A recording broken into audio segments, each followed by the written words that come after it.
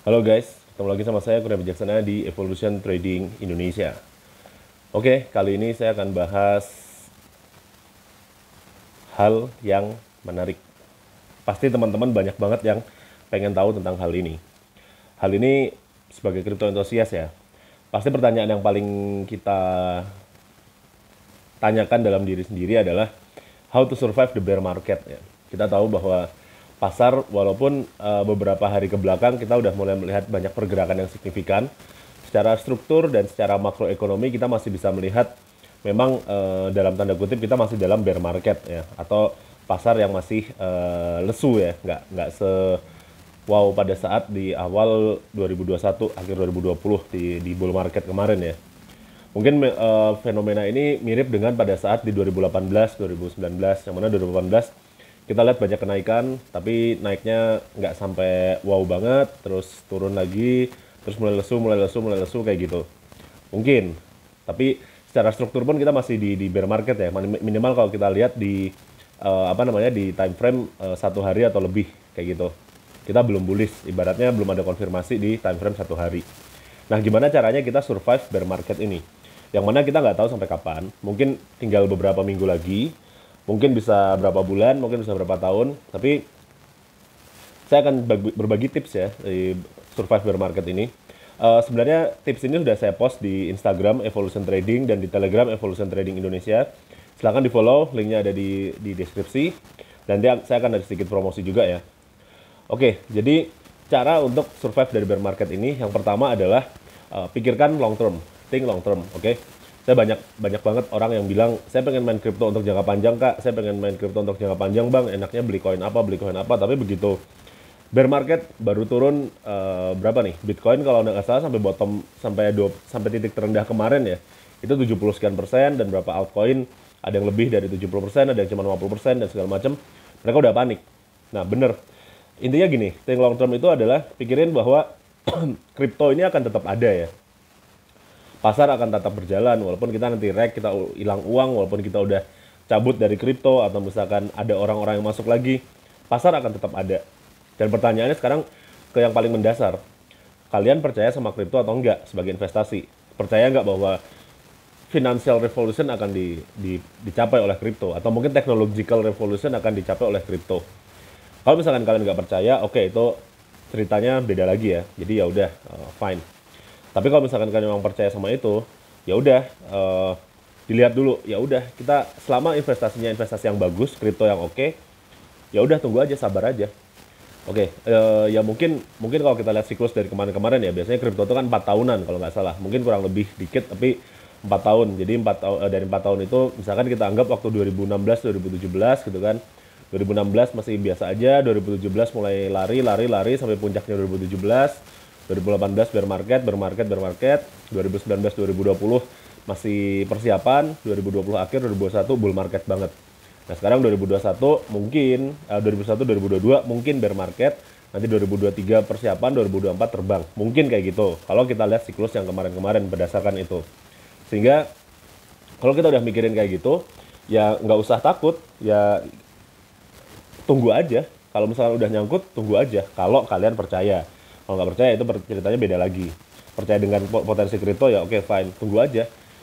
Kalaupun kalian beli di top atau di pucuk ya Bitcoin pas di berapa tuh 69.000, ya itu kan keputusan investasi kalian gitu. Maksudnya harusnya duitnya udah dingin, terus kalaupun emang duitnya panas ya oke oke fine, kita cut loss buat nutup kebutuhan sehari-hari, nanti tinggal dipelajari lagi, jangan diulang ke depannya. Tapi kalau duitnya dingin ya udah biarin aja.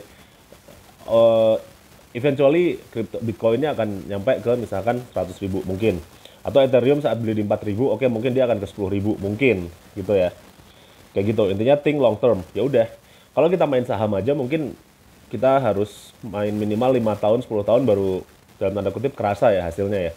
Ini kripto ada potensi bahwasanya 2-3 tahun kita udah bisa ngerasain hasilnya, so sabar aja gitu. Dengan catatan kalau kalian percaya dengan potensinya kripto, oke? Yang kedua adalah choose good investment, pilih investasi yang bagus. Oke, intinya cari koin yang bagus ya. Cara carinya gimana?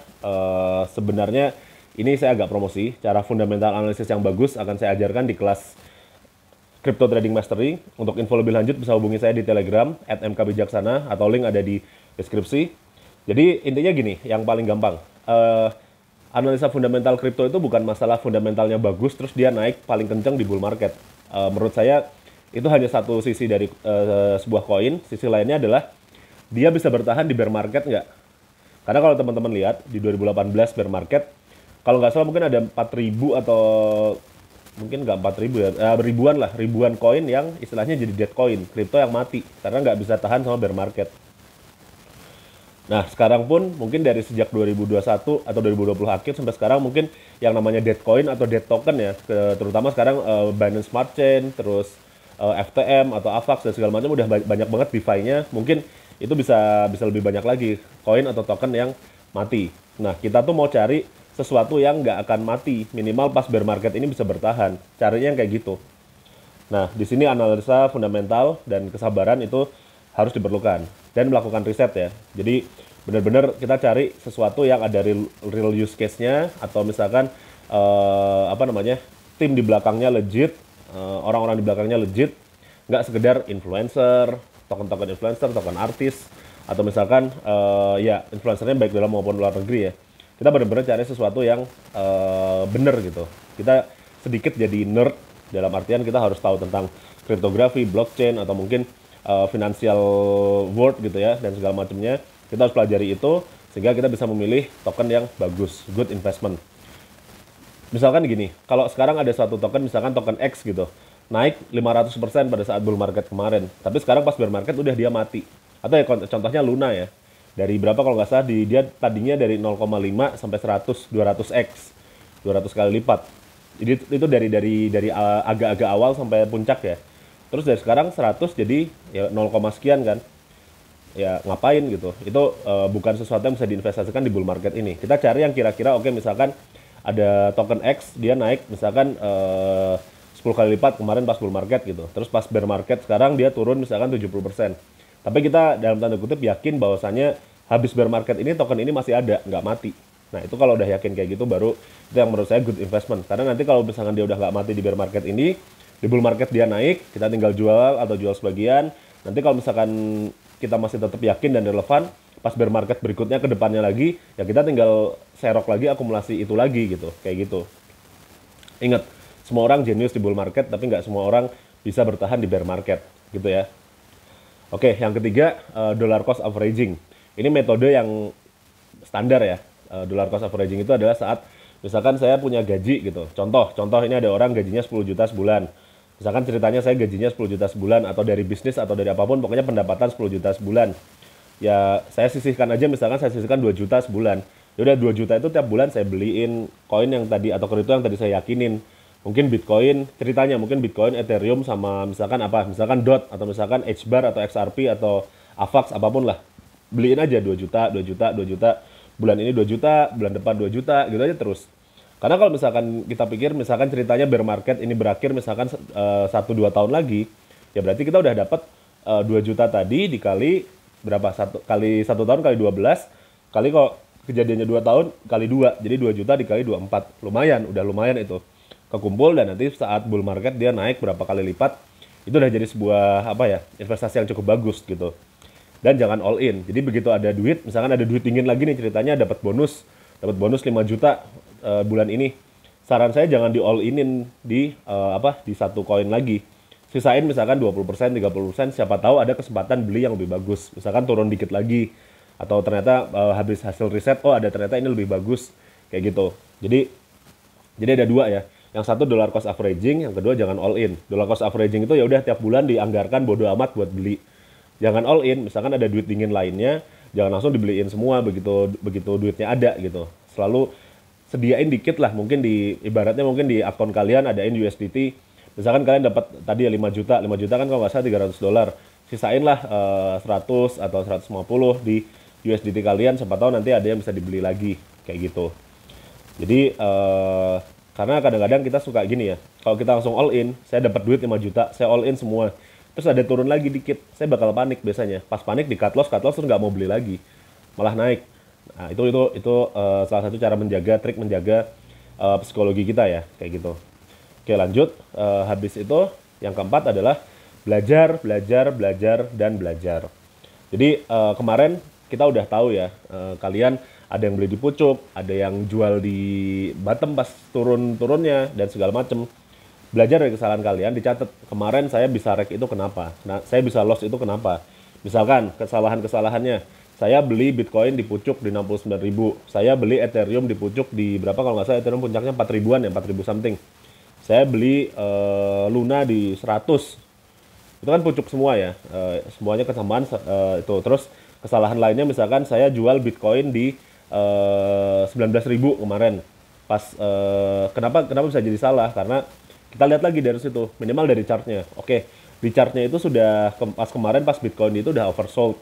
Terus candlenya udah kebentuk candle bearish di satu hari. Jangan ngeyel dibeli dong, atau minimal di cut loss pas candle itu muncul. Lalu kesalahan yang pas jual di bawah udah oversold, udah sangat kejual banget, terus udah mulai ada struktur mau reversal dikit, ya jangan dijual. Contohnya kayak gitu, atau nggak sabaran kita jual. Atau misalkan kesalahan lainnya, saya terlalu banyak main futures, ya berarti kedepannya jangan main futures dengan duit yang terlalu banyak. Misalkan biasanya main pakai $200, kita coba dulu mulai dari 50 atau $25 dulu gitu. Kayak gitu. Jadi kita belajar, pertama belajar dari kesalahan, yang kedua kita belajar beberapa hal yang membantu kita untuk lebih sukses. Belajar makroekonomi gitu ya, belajar makroekonomi, belajar teknologi blockchain. Ini gimana sih, bener nggak sih ini kripto ini jadi revolusioner nggak sih gitu. Belajar analisa fundamental, belajar analisa teknikal, belajar manajemen keuangan dan lain-lainnya. Promosi itu akan saya ajarkan di kelas Crypto Trading Mastery. Link dan penjelasan ada di deskripsi ya. Oke.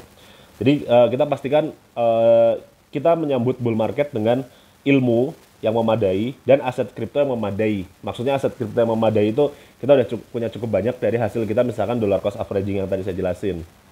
Gitu. Yang terakhir, consider atau pertimbangkan untuk dapat duit tambahan. Nah, duit tambahan itu terutama di bidang blockchain atau kripto. Jadi, walaupun sekarang lagi bear market, tapi perkembangan kripto dan blockchain atau sebenarnya bisa dibilang Web3 itu cukup pesat. Justru karena lagi bear market ini, para developer yang serius, para bisnismen di bidang ini yang serius sedang mengembangkan teknologinya dan mengembangkan industrinya dengan cukup kencang sebenarnya. Jadi bisa pertimbangkan untuk dapat uang di situ. Nah, ini saya kasih data aja ya. Kurang lebih mungkin tenaga kerja yang berhubungan dengan Web3, mungkin developer Web3 atau developer blockchain, itu di Indonesia kekurangan banget.